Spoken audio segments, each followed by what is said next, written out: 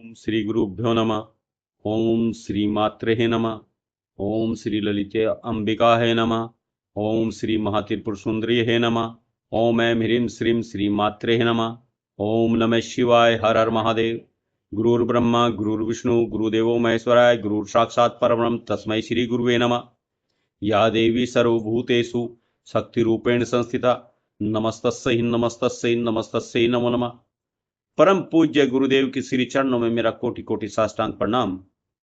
जग जननी आद्या शक्ति भगवती श्री ललिता महात्रिपुर सुंदरी के पावन चरणों में मेरा सादर वंदन। श्री विद्या जीवन प्रबोधिनी के इस आत्मीय सत्र में आप सभी मेरे प्यारे दोस्तों, साधकों, जिज्ञासुओं, माताओं, बहनों, भाइयों और युवाओं और विद्यार्थियों का मैं हृदय की अनंत गहराइयों से बहुत बहुत स्वागत करता हूं अपने चैनल तंत्र मंत्र यंत्र साधना विज्ञान में। मेरे प्यारे दोस्तों, पिछले सत्र में हमने आदि गुरु शंकराचार्य जी की रचित सौंदर्य लहरी के पहले श्लोक शिव सत्यः युक्तो यदि भवति सक्तः परमवितोम के दो शब्दों को बिल्कुल अपनी सीधी भाषा में समझा था। पहला शब्द था शिव। शिव का मतलब है हमारे अपने अंदर की वह शांत और अचल जगह जो कभी नहीं बदलती। जीवन में कितना भी बड़ा तूफान आ जाए, सुख आए या दुख आए, हमारे अंदर एक जगह ऐसी है जो हमेशा वैसी की वैसी शांत रहती है। फिर हमने दूसरा शब्द समझा था सत्या। सत्य सत्य यानी हमारी शक्ति। शक्ति का मतलब है हमारे अंदर की ऊर्जा, हमारे सोचने, फैसला लेने और काम करने की वह ताकत जिसके बिना यह दुनिया एक पल भी नहीं चल सकती। हमने जाना था कि शिव अगर शांत दीप हैं तो शक्ति उनकी अनंत रोशनी है। शिव अगर समुद्र है तो शक्ति उस सुंदर लहरें हैं। लेकिन जब हमने पिछला सत्र पूरा किया था तब मैंने आपसे उसी श्लोक के तीसरे शब्द और सबसे खास शब्द के बारे में बात करने को कहा था। वह शब्द है युक्तः। अगर हम युक्तः शब्द को अपनी रोजमर्रा की बिल्कुल सादी भाषा में समझें तो उसका सीधा सा मतलब होता है जुड़ा होना, एक हो जाना या आपस में ऐसे घुल मिल जाना कि फिर दोनों कभी भी अलग ना हो सके, दोनों को कभी भी अलग ना किया जा सके। जहां यह फर्क ही खत्म हो जाए कि हम अलग हैं और ईश्वर अलग है। पर भाइयों और बहनों, आज जो बात मैं आपसे इस युक्त शब्द के बारे में कहने जा रहा हूं, यह किसी आरामदेह कमरे में बैठकर किताबों से पढ़ी हुई बात नहीं है। यह किसी पुस्तकालय में या बैठकर लिखे गए नोट्स नहीं है। यह तो मेरी अपनी जिंदगी का जिया हुआ सच है। जहां जीवन ने मुझे परखा था। आज आपसे क्या छुपाना, आज से कुछ साल पहले जब पूरे देश में और पूरी दुनिया में कोरोना की बीमारी का भयंकर तांडव चल रहा था, वह हम सभी के लिए बहुत ही कठिन और परीक्षा का समय था। वह ऐसा भयानक दौर था कि चारों तरफ कोरोना का खौफ था, सन्नाटा था और हर इंसान के दिल में एक अनजाना डर बैठा हुआ था। बाहर बीमारी का डर था और भीतर मन में अकेलापन, भारी तनाव और डिप्रेशन घेर रहा था। भविष्य को लेकर तरह तरह की चिंताएं मन को तोड़ रही थी। वह माहौल ऐसा था कि कोई भी इंसान निराशा और डिप्रेशन की गहराइयों में समा जाए या मानसिक रूप से बिखर जाए।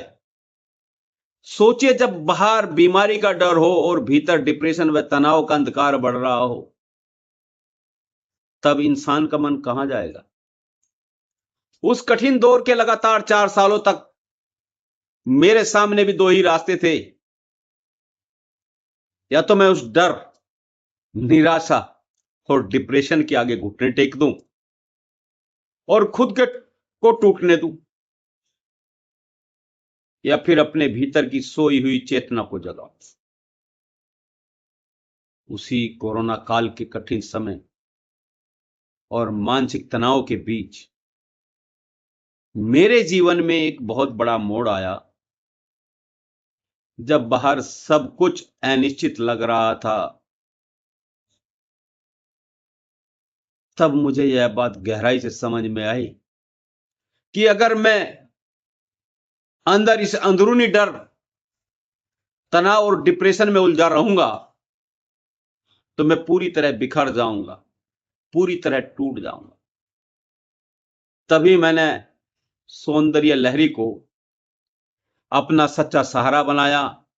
मैंने सौंदर्य लहरी को गहराई से पढ़ा, समझा और उसके एक एक विचार को अपने भीतर मथा। जब भी मन में निराशा या डर आता था, तब मैं अपने बिखरे हुए मन को उस तनाव से खींचता था और अपने भीतर की शांत चेतना यानी शिव को पकड़ लेता था और अपनी बची हुई पूरी ऊर्जा, अपनी भावना, अपनी प्रार्थनाओं यानी अपनी शक्ति को भगवती के चरणों में समर्पित कर देता था। और दोस्तों, आज मैं आपको यह सच बताना चाहता हूं कि यह श्री विद्या जीवन प्रबोधिनी मैंने किसी शांत आश्रम या आराम के माहौल में नहीं लिखी। यह पूरी श्री विद्या जीवन प्रबोधिनी मैंने उसी कोरोना काल के घोर डिप्रेशन, अनिश्चितता और उन 4 सालों के कठिन दौर में बैठकर लिखी थी, जब बाहर बीमारी का तांडव था और मन में अनिश्चितता थी। तब मैंने अपने भीतर उस शिव और शक्ति के मिलन को साक्षात महसूस किया और वहीं पर यह पूरी विद्या मेरे भीतर जीवित होकर प्रकट हुई। उन 4 सालों के दौर में तपने के बाद उस कोरोना काल के बीच एक दिन वह चमत्कार हुआ। मैं खुद उस शिव और शक्ति के भाव से युक्त हो गया। मेरे भीतर से वह डिप्रेशन, वह तनाव और वह डर ऐसे गायब हो गया जैसे सूरज निकलते ही घना अंधेरा छट जाता है। मैंने सौंदर्य लहरी को केवल पढ़ा नहीं, मैंने उसे विकट माहौल में सौंदर्य लहरी को मथा था। तब मुझे यह साक्षात अनुभव हुआ कि परिस्थितियां चाहे कितनी भी खराब क्यों न हो, अगर इंसान अपने भीतर उस शिव, शांत मन और शक्ति, अपनी ऊर्जा, अपनी एनर्जी से युक्त हो जाए तो उस दुनिया की कोई भी बीमारी, कोई भी डिप्रेशन या मानसिक तनाव मनुष्य का कुछ नहीं बिगाड़ सकता। आदि गुरु शंकराचार्य जी ने सौंदर्य लहरी में यही तो हमें समझाया है कि शिव और शक्ति कभी अलग थे ही नहीं। वे तो एक ही परम सत्य के 2 रूप हैं जो हमेशा से एक दूसरे में रचे बसे रहते हैं। आप एक छोटा सा उदाहरण बताता हूं आपको। आप उस उदाहरण के द्वारा भी इसे बहुत आसानी से समझ सकते हैं। देखिए, जब हम अपने घर में चाय बनाते हैं, छोटा सा उदाहरण है, तो चाय बनाते समय हम उसमें पानी भी डालते हैं, दूध भी डालते हैं, पत्ती भी डालते हैं और चीनी भी डालते हैं। जब तक ये सब अलग अलग बर्तनों में रखे हैं तब तक इनमें कोई भी चाय नहीं है, सबके अलग अलग नाम है।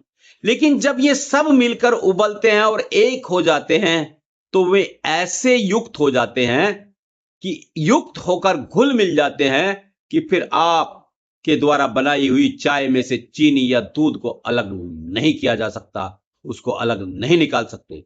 वे एक दूसरे में ऐसे रचे बसे हैं कि उनका अलग अस्तित्व ही समाप्त हो गया है।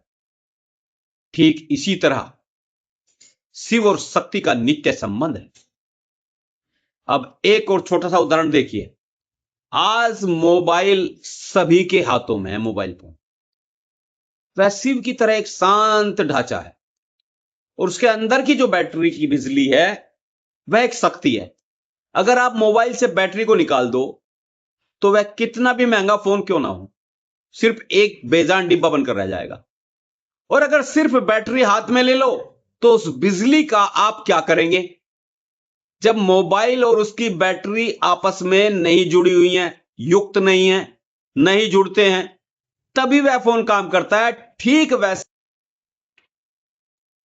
ठीक वैसे ही शिव के बिना शक्ति का कोई रूप नहीं दिखता और शक्ति के बिना शिव कोई काम नहीं करते। यही वजह है कि आदि गुरु शंकराचार्य जी ने सौंदर्य लहरी के पहले ही श्लोक में युक्त है शब्द को रखा। वे हम सबको बड़े प्यार से समझा रहे हैं कि जब तक तुम बाहर की परिस्थितियों में भटकते रहोगे तब तक डरोगे, दुखी रहोगे और बिखरते रहोगे। लेकिन जिस दिन तुम अपने भीतर इस युक्त रूप को पहचान लोगे उसी दिन तुम जीवन की हर मुश्किल को जीत लोगे। लेकिन मेरे प्यारे दोस्तों, जब हम यह कहते हैं कि इस युक्त शब्द को यानी कि युक्त शब्द को पहचानते ही इंसान जीवन की हर मुश्किल को जीत लेता है, तो यहां थोड़ा सा रुककर हमें एक बहुत ही सीधा सा सवाल अपने आप से पूछना पड़ेगा। सवाल यह है कि हम इस युक्त शब्द को आखिर किसके नजरिए से देख रहे हैं? क्या हम इसे किसी ज्ञानी की आंख से देख रहे हैं या किसी वैज्ञानिक की कसौटी पर कस रहे हैं? क्या हम इसे किसी दुखी और बीमार इंसान के नजरिए से देख रहे हैं या आज के परेशान युवा के नजरिए से देख रहे हैं? यही इस विद्या की सबसे सुंदर बात है कि यह कोई किताबी ज्ञान नहीं है। आज हम इस युक्त शब्द को 4 अलग अलग नजरियों से समझेंगे ताकि हम में से हर इंसान को अपनी समस्या का सीधा और सादा जवाब मिल सके। चलते हैं, हम पहला नजरिया देखते हैं इसका। आदिगुरु शंकराचार्य जी और तंत्र की दृष्टि शिव शक्ति का असली रूप सबसे पहले देखते हैं। आदिगुरु शंकराचार्य जी का नजरिया, तंत्र का मतलब कोई जादू टोना नहीं होता। तंत्र का सीधा सा मतलब होता है हमारे जीवन को चलाने का सही तरीका। तंत्र शास्त्र कहता है कि इस दुनिया में 2 ही चीजें काम कर रही हैं, एक है प्रकाश और दूसरी है विमर्श। प्रकाश जो है शिव है। प्रकाश का मतलब है हमारे अंदर की वह शांत चेतना जो चुपचाप सब देखती है, जैसे एक दिया जल रहा हो और उसकी रोशनी शांत फैली हो। विमर्श शक्ति का मतलब है उस शांत चेतना के अंदर उठने वाली चाहत, सोचने की ताकत और काम करने की ऊर्जा। अब आप खुद सोचिए, क्या सूरज को उसकी धूप से अलग किया जा सकता है? क्या आग को उसकी गर्मी से अलग किया जा सकता है? क्या समुद्र को उसकी सुंदर लहरों से अलग किया जा सकता है? बिल्कुल नहीं। शास्त्र कहते हैं कि शिव के बिना शक्ति कोई काम नहीं कर सकती और शक्ति के बिना शिव चुपचाप शांत रहते हैं। जब शिव अपनी शक्ति से युक्त होते हैं, यानी जब शांत मन और काम करने की ताकत आपस में जुड़ते हैं, तभी दुनिया में कोई ना कोई बड़ा काम हो पाता है। आपके अंदर का शांत मन शिव है, आपकी सोच व काम करने की ताकत शक्ति है। जब ये दोनों जुड़ जाते हैं तो आपके अंदर का ईश्वर जाग जाता है। अब हम चलते हैं दूसरे नजरिए पे। आज के विज्ञान का नजरिया, साइंस एंड एनर्जी। अब आइए इसे उस नजरिए से भी देखते हैं जिसे आज की दुनिया सबसे ज्यादा मानती है, विज्ञान का नजरिया। कई लोग सोचते हैं कि पूजा पाठ और विज्ञान 2 अलग चीजें हैं, लेकिन सच तो यह है कि आज का विज्ञान जिस बात को साबित करने के लिए बड़ी बड़ी प्रयोगशालाएं बना रहा है, हमारे ऋषियों ने हजारों साल पहले उसे युक्त शब्द में बता दिया था। मशहूर वैज्ञानिक आइंस्टीन ने एक बहुत बड़ा नियम दिया था, E=mc²2, यानी कि आसान भाषा में इसका मतलब यह था कि इस दुनिया में जितनी भी ठोस चीजें हैं, चाहे वो पत्थर हो, चाहे लोहा हो, या हमारा यह शरीर ही क्यों ना हो, यह सब जम गई ऊर्जा ही है, जिनकी एनर्जी जम गई है। पदार्थ और ऊर्जा 2 अलग अलग चीज नहीं है। वे एक ही चीज के दो रूप हैं। आज का विज्ञान कहता है कि इसे पूरे ब्रह्मांड में एक ही ऊर्जा का समुद्र फैला हुआ है, लेकिन श्री विद्या कहती है कि यह युक्त शब्द विज्ञान से भी एक कदम आगे की बात कहता है। विज्ञान जिसे पदार्थ मैटर कहता है और ऊर्जा एनर्जी कहता है, आध्यात्म उसे शिव शांत चेतना और शक्ति काम करने वाली ऊर्जा कहता है। इसे ऐसे समझिए, अगर गाड़ी में सिर्फ पेट्रोल ऊर्जा हो लेकिन चलाने वाला ड्राइवर चेतना न हो तो गाड़ी एक्सीडेंट कर देगी। और अगर ड्राइवर बैठा रहे पर गाड़ी में पेट्रोल ही न हो तो गाड़ी 1 इंच भी आगे नहीं बढ़ेगी। जब ड्राइवर और पेट्रोल आपस में युक्त होते हैं तभी यात्रा पूरी होती है। ठीक वैसे ही हमारे शरीर का ढांचा और अंदर की प्राण शक्ति जब जुड़ते हैं तभी हम जिंदगी जी पाते हैं। तीसरा नजरिया आज के युवाओं और विद्यार्थियों का नजरिया है, जिसको फोकस और डिप्रेशन से मुक्ति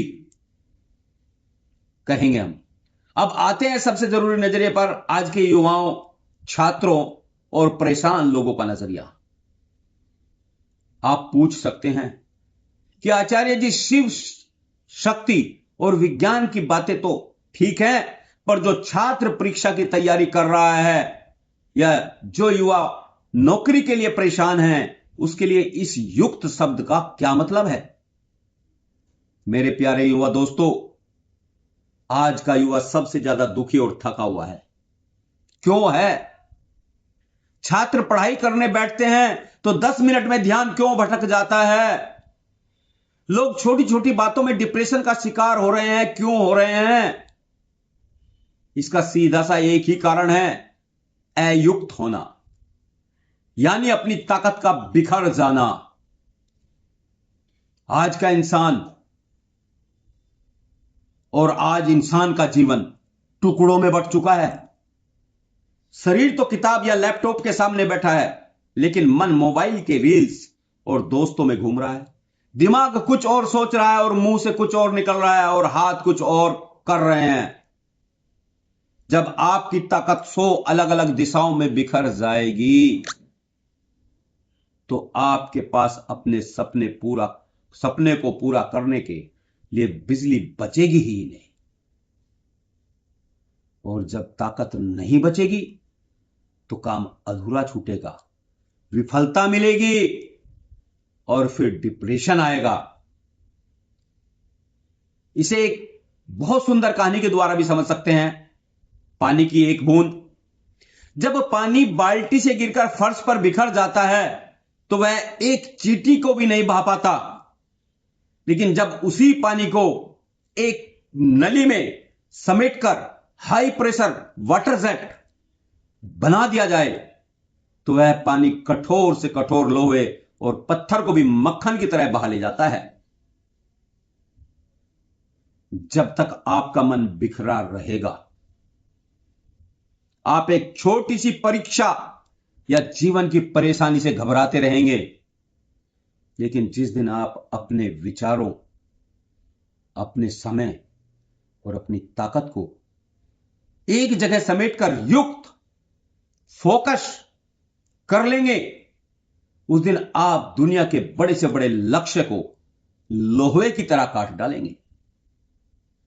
जरा एक तीरंदाज का उदाहरण देखिए। जब कोई योद्धा कमान पर तीर चढ़ाता है तो अगर उसकी नजर लक्ष्य से हट जाए तो तीर कभी निशाने पर नहीं लगेगा। लेकिन जिस पल योद्धा कमान, तीर और निशाना ये सब मिलकर एक हो जाते हैं, तीर सीधे निशाने के दिल को भेद देता है। युवाओं के लिए युक्त होने का मतलब यही है, अखंड एकाग्रता और एक दिशा में काम करना। अब हम देखते हैं चौथा नजरिया, बीमारियां, ग्रह दोष और परेशानियों से मुक्ति का नजरिया। अब हम चलते हैं चौथे नजरिए पर, बीमारियों, मानसिक तनाव और ग्रह दोषों से मुक्ति पाने का तरीका। ज्योतिष की नजर में हमारी जिंदगी का पूरा संतुलन दो मुख्य ग्रहों पर टिका होता है। सूर्य हमारी आत्मा यानी कि शिव और चंद्रमा, हमारा मन शक्ति। जब भी किसी इंसान की कुंडली में सूर्य या चंद्रमा कमजोर होते हैं तो इंसान के जीवन में बिना बात के बीमारियां, घबराहट, रात को नींद न आना और डिप्रेशन शुरू हो जाता है। जब आपका मन चंद्रमा, आपकी आत्मा सूर्य से अलग हो जाता है तभी इंसान दुखी होता है। इसे प्रकृति के एक उदाहरण से समझते हैं हम। जैसे पूर्णिमा की रात को चंद्रमा की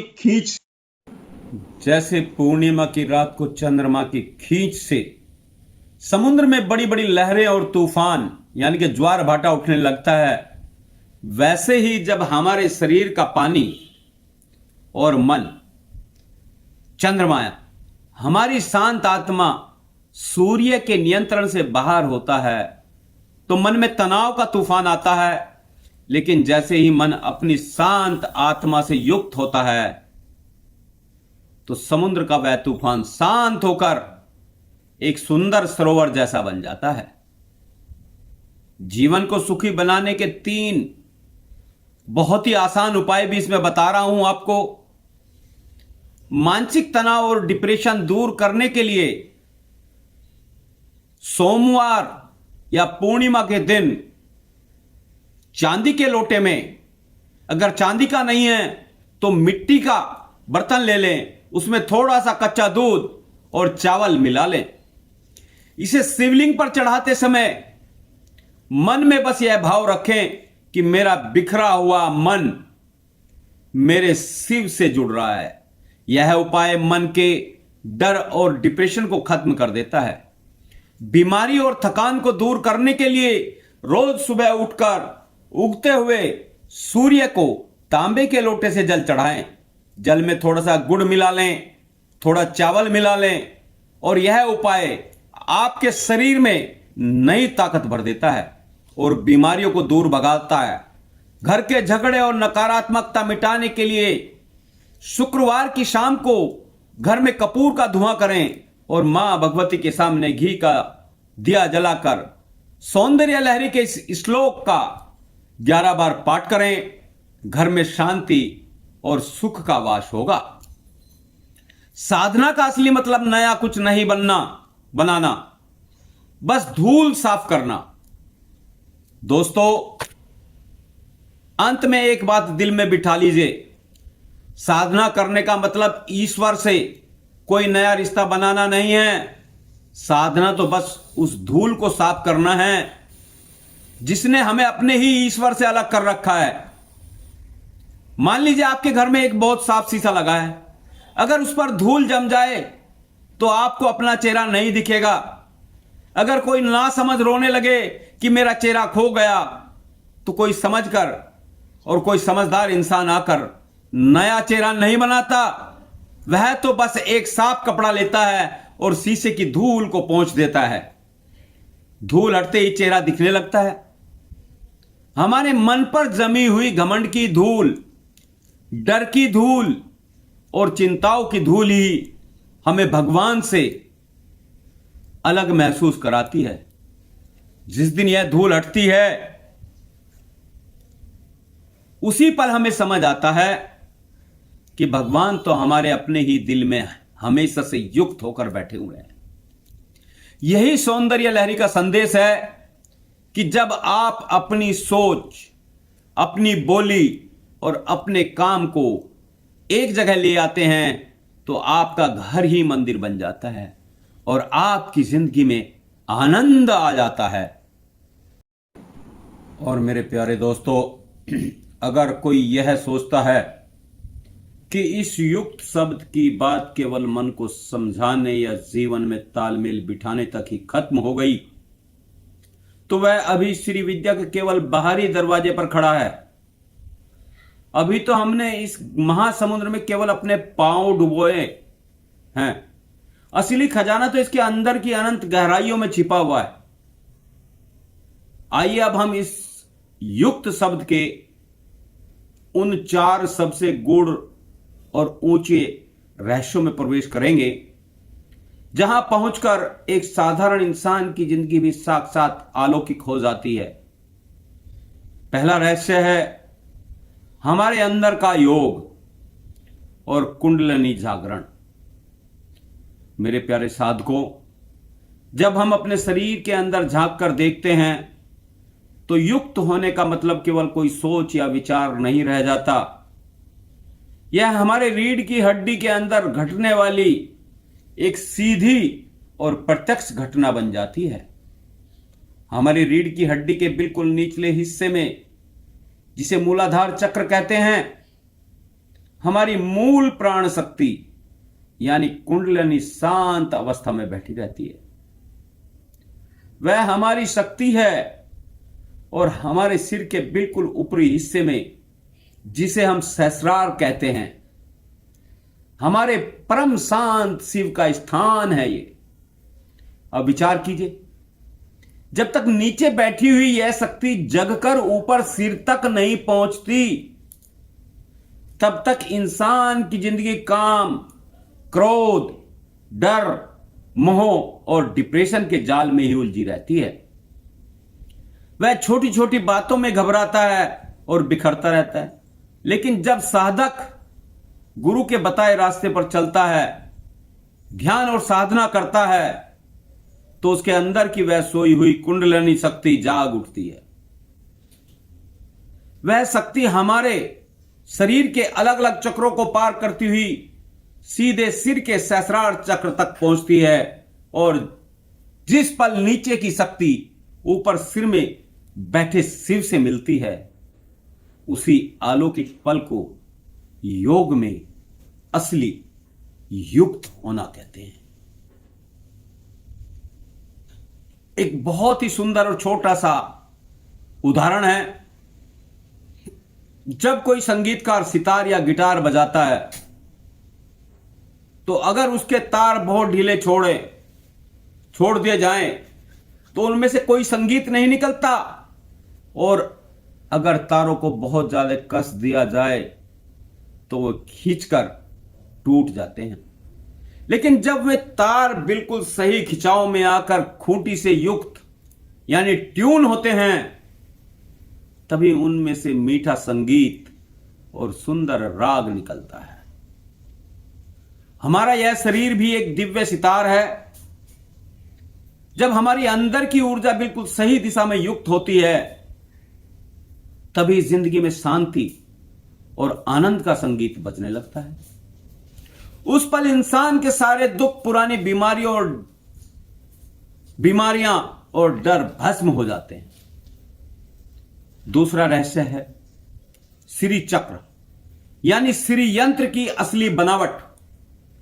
मेरे प्यारे भाइयों और बहनों, आप सबने अपने घरों में या मंदिरों में तांबे, चांदी या स्फटिक या फोटो में श्री चक्र जरूर देखा होगा। पर क्या आपने कभी सोचा है कि श्री चक्र की वह सुंदर बनावट आखिर बनती कैसे है? श्री चक्र कोई साधारण डिजाइन नहीं है। श्री चक्र साक्षात शिव और शक्ति का युक्त रूप है। श्री चक्र में ऊपर की तरफ मुंह किए हुए 4 शिव त्रिकोण होते हैं, जो शांत शिव के प्रतीक है, और नीचे की तरफ मुंह किए हुए 5 शक्ति त्रिकोण होते हैं, जो भगवती की कार्य शक्ति के प्रतीक है। जब ये 4 शिव के त्रिकोण और 5 शक्ति के त्रिकोण आपस में एक दूसरे के अंदर घुसते हैं, तो एक दूसरे से पूरी तरह युक्त होते हैं। तब उनके आपस में मिलने से 43 छोटे छोटे सुंदर त्रिकोण बनते हैं, और उसके बीचों बीच वह मुख्य बिंदु बनता है जहां मां भगवती साक्षात विराजमान है।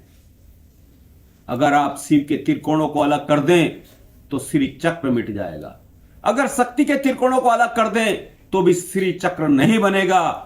जब वे 9 त्रिकोण आपस में युक्त होते हैं, तभी श्री चक्र की महाऊर्जा प्रकट होती है। आदि गुरु शंकराचार्य जी यही समझा रहे हैं सौंदर्य लहरी में, कि जैसे 4 शिव और 5 शक्ति के त्रिकोण मिलकर एक दिव्य श्री चक्र बनाते हैं, वैसे ही जब आपकी आंख, कान नाक और जीभ, त्वचा और आपका मन बुद्धि सब आपके अंदर के शिव से युक्त हो जाते हैं, तो आपका यह शरीर ही साक्षात चलता फिरता श्री चक्र बन जाता है। अब हम समझते हैं तीसरा रहस्य कि हम जो मंत्र जपते हैं वह सिद्ध कैसे होता है। अब आइए उस बात पर आते हैं जिसे हम रोज करते हैं। आप में से बहुत से लोग ओम नमः शिवाय, बहुत से लोग गायत्री मंत्र ओम भूर्भुवः स्वः तत्सवितुर्वरेण्यं भर्गो देवस्य धीमहि धियो यो न प्रचोदयात्, या मां का कोई भी मंत्र ओम सर्वमंगल मांगल्ये शिवे सर्वार्थ साधिके शरण्ये त्र्यंबके गौरी नारायणी नमोस्तुते। कई बार लोग कहते हैं कि आचार्य जी हम सालों से मंत्र जप रहे हैं पर कोई असर क्यों नहीं दिख रहा है। इसका जवाब भी इसी युक्त शब्द में छिपा है। मंत्र के दो हिस्से होते हैं, एक हिस्सा नाद और दूसरा हिस्सा बिंदु। नाद यानी शक्ति, जो शब्द आपके मुंह से निकलता है, जो आवाज आप बोलते हैं। बिंदु यानी शिव, उस शब्द को बोलते समय आपके अंदर का जो सच्चा भाव, श्रद्धा और एकाग्रता है, इसे एक बहुत ही व्यवहारिक कहानी के द्वारा हम समझते हैं। अगर कोई इंसान डाक खाने के डिब्बे में एक सुंदर सा लिफाफा डाल दे जिस पर महंगा डाक टिकट भी लगा हो, लेकिन अंदर कोई खत या चिट्ठी ही ना रखी हो, तो क्या वह खाली लिफाफा किसी के दिल को छू पाएगा? बिल्कुल नहीं। मुंह से केवल रटे रटाए शब्द बोलना उस खाली लिफाफे की तरह है, और उसके पीछे का आपका सच्चा प्रेम और भाव उस लिफाफे के अंदर रखी हुई चिट्ठी है। जब तक आपका मंत्र केवल मुंह की आवाज यानी नाद तक सीमित रहता है और अंदर का भाव यानी बिंदु गायब रहता है, तब तक बात नहीं बनती। लेकिन जिस पल आपकी आवाज और आपका सच्चा भाव आपस में युक्त हो जाते हैं, उसी पल वह साधारण शब्द साक्षात सिद्ध मंत्र बन जाता है और आपकी प्रार्थना सीधे मां के चरणों तक पहुंच जाती है, भगवान शिव के चरणों तक पहुंच जाती है। चौथा रहस्य है जीते जी पूरी तरह मुक्त हो जाना, यानी जीवन मुक्ति। मेरे प्रिय दोस्तों, अब हम इस युक्त शब्द के सबसे ऊंचे और व्यवहारिक शिखर पर पहुंच रहे हैं, और वह है जीते जी मुक्त हो जाना। अक्सर लोग सोचते हैं कि मुक्ति या मोक्ष तो मरने के बाद मिलता है। श्री विद्या कहती है कि जो जीते जी मुक्त नहीं हुआ वह मरने के बाद क्या मुक्त होगा। मोक्ष कोई मरने के बाद की बात नहीं है। मोक्ष तो इसी पल, इसी शरीर में अपने अंदर के ईश्वर से युक्त हो जाने का नाम है। अब सवाल है कि जो इंसान मुक्त हो जाता है वह कैसा दिखता है? क्या वह सब छोड़कर जंगल भाग जाता है? क्या वह कामकाज करना बंद कर देता है? बिल्कुल नहीं। गीता में भगवान श्री कृष्ण ने इसी को योगस्थ कहा है और युक्त कहा है। जब कोई इंसान अपने अंदर से युक्त हो जाता है तो वह दुनिया के सारे काम धंधे करता है, परिवार संभालता है, पर किसी मोह या लालच में नहीं फंसता। जब जीवन में सफलता और सुख आते हैं तो वह घमंड से फूल नहीं जाता, और जब कोई दुख या नुकसान होता है तो वह टूटकर डिप्रेशन में नहीं गिरता। वह जानता है कि बाहर जो कुछ घट रहा है वह सब ईश्वर की लीला है, और उसके अंदर बैठा हुआ शिव हमेशा शांत है। वह दुकान पर बैठकर नौकरी करते हुए, घर संभालते हुए भी अंदर से पूरी तरह शांत और आजाद रहता है। मेरे प्यारे दोस्तों, साधकों और युवा साथियों, मेरे प्यारे दोस्तों, साधकों और मेरे युवा साथियों, आज के इस पूरे सत्र में हमने सौंदर्य लहरी के इस पहले श्लोक के तीसरे और सबसे महान शब्द युक्त को बिल्कुल अपनी सीधी भाषा में समझा है। हमने जाना है कि कैसे कोरोना काल के उस कठिन समय, घोर डिप्रेशन और डर के बीच यह श्री विद्या जीवन प्रबोधिनी कोई किताबों का ज्ञान बनकर नहीं, बल्कि मेरी अपनी जिंदगी का जिया हुआ अनुभव बनकर सामने आई। हमने चाय और चीनी के उदाहरण से, मोबाइल और उसकी बैटरी से, लोहे को काट देने वाले पानी के बहाव से, सितार के तारों की ट्यूनिंग से और उस खाली लिफाफे की कहानी से यह साफ साफ देखा कि जब तक इंसान का जीवन अयुक्त यानी बिखरा रहता है, तब तक वह दुखी, डरा हुआ और असफल रहता है। लेकिन जिस पल वह अपने मन, अपनी सोच और अपने काम को अपने अंदर के शांत शिव और शक्ति से युक्त कर लेता है, उसी पल दुनिया की कोई बीमारी, कोई डिप्रेशन या कोई भी परेशानी उसका बाल भी बांका नहीं कर सकती। परंतु मेरे भाइयों और बहनों, जरा ठहरो। क्या आपको लगता है कि सौंदर्य लहरी के इस पहले श्लोक की बात यहां पूरी हो गई है? नहीं। आदि गुरु शंकराचार्य जी ने इसके ठीक आगे एक ऐसा शब्द रखा है, एक ऐसा मोड़ दिया है जिसे सुनकर आपके रोंगटे खड़े हो जाएंगे। आपने अभी समझा शिव शक्त्या युक्तो, यानी शिव जब अपनी शक्ति से युक्त होते हैं। लेकिन इसके ठीक बाद शंकराचार्य जी एक बहुत ही छोटा पर सबसे बड़ा शब्द रखते हैं, और वह चौथा शब्द है यदि। जी हां, श्लोक की अगली लाइन है यदि भवती शक्त है पर्ववितुम। यदि का मतलब तो आप सब जानते ही हैं। यदि का सीधा सा मतलब होता है अगर। शंकराचार्य जी केवल यह नहीं कह रहे हैं कि शिव और शक्ति जुड़े हुए हैं, वे एक बहुत ही बड़ी बात और शर्त रख रहे हैं कि यदि शिव अपनी शक्ति से युक्त होते हैं, तभी उनमें इस पूरी दुनिया को चलाने और सबका भला करने की ताकत आती है। और सोचिए, अगर यदि यानी यह अगर वाली शर्त पूरी ही न हो, अगर शिव अपनी शक्ति से युक्त न हो, तो क्या होता है? तब शांत शिव तत्व की हालत क्या होती है? और सबसे बड़ा सवाल यह है कि हमारी अपनी रोजमर्रा की जिंदगी में, हमारी किस्मत बदलने में और हमारे काम धंधे में यह यदि यानी अगर शब्द कौन सा ऐसा ताला खोलता है जिसके बिना हमारी सारी मेहनत और पूजा पाठ अधूरी रह जाती है। इस रहस्य से पर्दा उठेगा हमारे श्री विद्या जीवन प्रबोधिनी के अगले सत्र में, जहां हम आदि गुरु शंकराचार्य जी के सबसे शक्तिशाली, सबसे क्रांतिकारी शब्द यदि भवती शक्त है पर्ववितुम के उस बंद दरवाजे को खोलेंगे जो आपकी जिंदगी में तरक्की, असली ताकत और मां की सीधी कृपा का नया सूरज उगा देगा। मेरे प्यारे दोस्तों, अगर आज की बात से आपके दिल को थोड़ी भी शांति मिली हो, अगर आपको लगा हो कि यह बात सीधी आपके काम की है, तो इस वीडियो को तुरंत लाइक जरूर कर दें। अगर आप हमारे इस परिवार में पहली बार आए हैं और ऐसी ही सीधी सच्ची बातों से लगातार जुड़े रहना चाहते हैं, तो चैनल को सब्सक्राइब कर लें और बेल आइकन यानी कि घंटी वाला बटन दबा दें, और कमेंट में जय मां ललिता महात्रिपुर सुंदरी जरूर लिखें, ताकि आपकी हाजिरी लगे, ताकि अगली बात आते ही सीधे आप तक पहुंच जाए। और हां, अच्छी बात को अपने तक रोक कर मत रखिए।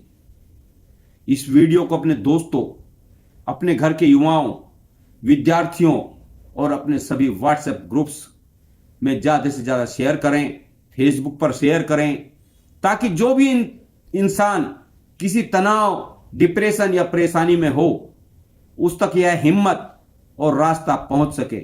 आपके मन में जो भी विचार आए हों, नीचे कमेंट में लिखकर मुझे जरूर बताएं। तो जुड़े रहिए इस परिवार से, अपने अंदर के शिव और शक्ति को प्रणाम कीजिए। ओम नमः शिवाय, ओम शिव शक्ति है नमः। और मिलते हैं बहुत जल्द सौंदर्य लहरी के अगले शब्द यदि के बहुत बड़े रहस्य के साथ। तब तक मां भगवती की कृपा आप सब पर बनी रहे। श्री मात्रे नमः। ओम नमः शिवाय। हर हर महादेव। मेरे प्यारे दोस्तों, साधकों और युवा साथियों, आदि गुरु शंकराचार्य जी ने इस पहले ही श्लोक में युक्त शब्द रखकर हमें सही सीधा रास्ता दिखाया है। यह युक्त शब्द कोई पन्नों में बंद रखने की चीज नहीं है। यह तो जिंदगी जीने की वह चाबी है जो आपके बुरे दौर और अनिश्चितता के डर से बाहर निकालती है, आपके तनाव और डिप्रेशन को जड़ से उखाड़ फेंकती है, आपके भटकते मन को एकाग्र करके आपको आपके लक्ष्य तक पहुंचाती है और आपको अपने ही अंदर छिपे हुए ईश्वर का अनुभव कराती है। जब तक आप बाहर की चीजों में बिखरे रहेंगे तब तक दुखी रहेंगे। जिस पल आप अपनी सोच, अपनी श्वास और अपने काम को अपने अंदर के शिव शक्ति से युक्त कर देंगे, उसी पल आपकी हर बीमारी, हर डर और हर डिप्रेशन भस्म हो जाएगा। उसी पल आपके दिल से आवाज आएगी, मैं कोई बेबस इंसान नहीं हूं, मैं तो साक्षात शिव और शक्ति का रूप हूं।